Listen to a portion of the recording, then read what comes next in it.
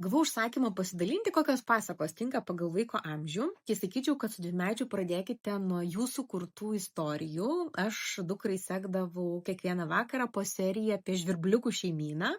Kartais ten suintegruodavau jos dienos išgyvenimus arba įvykius. Rimtesnės pasakos dar yra sudėtingos dvimečiams, sunku sukoncentruoti tiek dėmesį.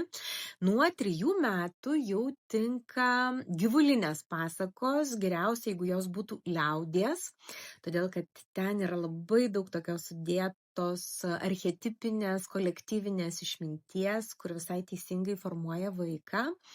Parinkite pasakas pagal metų laiką, pavyzdžiui, rudeniui tinka Dangus griūva, Ropė, Vištytė ir Gaidelis.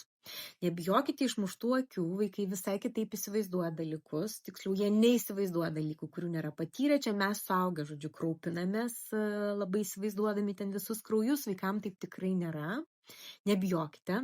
Sekite pasakas kartais ir po kelis vakarus iš eilės tas pačias ir vaikai dažnai prašo tų pačių pasakų. Tai yra gerai, vaikam tai padeda giliai nerti tą pasaką ir ją labai labai stipriai ir giliai išgyventi. Nuo maždaug 5 metų jau tinka stebuklinės pasakos su princesėm, karalaičiais, taip pat labai labai rekomenduoju tas tokias tautosakinės pasakas, užrašytas, perduotas iš lūpų į lūpas, ten tokie labai yra galingi, žodžiu, kodai sudėti, kurie yra reikalingi žmogui. Plius yra nuostabus žodynas. Autorinėse kūriniuose jūs nerasite tokio, žodžiu, ištiktukų, jaustukų, būdvardžių, epitetų, tokios gausos ir tokios gražios kalbos.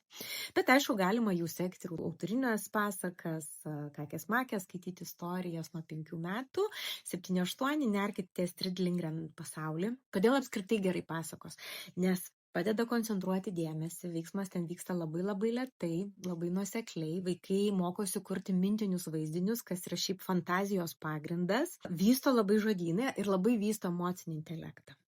Paprastai vaikai, kuriem nebuvo sekamos pasakos, jie neturi motyvacijos skaityti, daug mažiau vaizduotės ir kūrybingumo, todėl kad jie neišmoko kurtis mintinių vaizdų, kas šiaip yra fantazijos pagrindas. Ir aišku, jeigu tu skaitai ir nematai tenais filmo, tai kokia motyvacija skaityti. Tai nedarykite šitos klaidos ir gero jums skaitimo ir gražių pasakų.